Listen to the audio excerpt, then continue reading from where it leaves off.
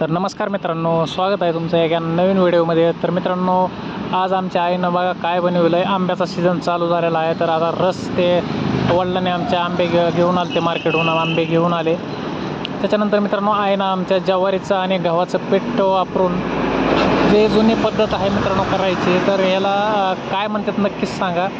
डोश्यासारखा दिसणारा पदार्थ आहे, एकदम जाळीदार बनतो आणि बऱ्याच बायांना आता येत नाही। नवीन बायांना, हे जुन्याच बाया जे आहेत ते बनवितात ह्याला, पण खूप अवघड असतं कारण बनविता येत नाही लवकर हे।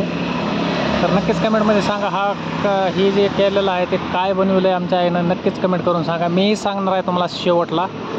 तर बघा, आंब्याच्या रसासोबत हे एवढं छान लागतं ना, तुम्ही खाल्लं नसेल तर हे नक्कीच ट्राय करा एकदा।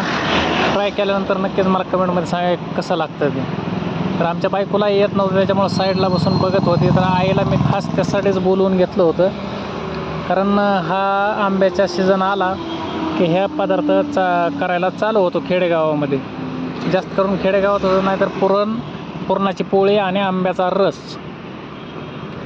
रस आणि पुरणपोळी ह्याच गोष्टी बनवतात। पण हा पदार्थ जो आहे हा शक्यतो कोणी बनविना झालं आहे आता, कारण नवीन बायांना कोणाला येत नाही पदार्थ बनवता।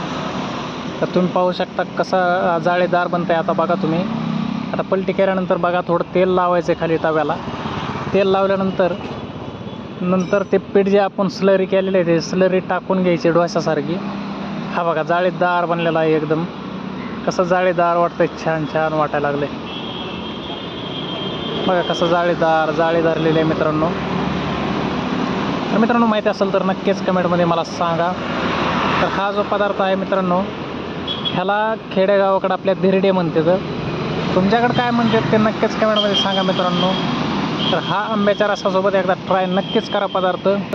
तर मित्रांनो, ह्या पदार्थापुढं मटण वगैरे सगळं फिक्कं पडतं हो, तर एकदा ट्राय करून नक्कीच बघा तुम्ही, कारण मटण तर आपण रोजच खाता, पण वर्षातून एकदा मोसम येत आहे आंब्याचा, त्याच्यामुळं आंब्याचा रस आणि हे धिरडे एकदा नक्कीच ट्राय करा तुम्ही।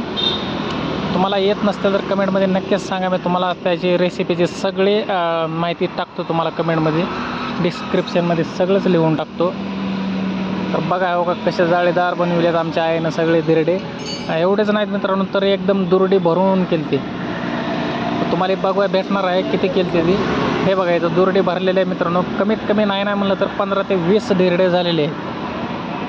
तर अशा प्रकारे तुम्ही धिरडे करा आणि आंब्याच्या रसाचा आंब्याच्या सीझनमध्ये तुम्ही स्वाद घ्या मित्रांनो, कारण मटण वगैरे तर हे रोजच खात असता तुम्ही, पण हे पण नक्कीच ट्राय करा, कारण हे नक्कीच ट्राय करा मित्रांनो। व्हिडिओ बघितल्याबद्दल धन्यवाद मित्रांनो।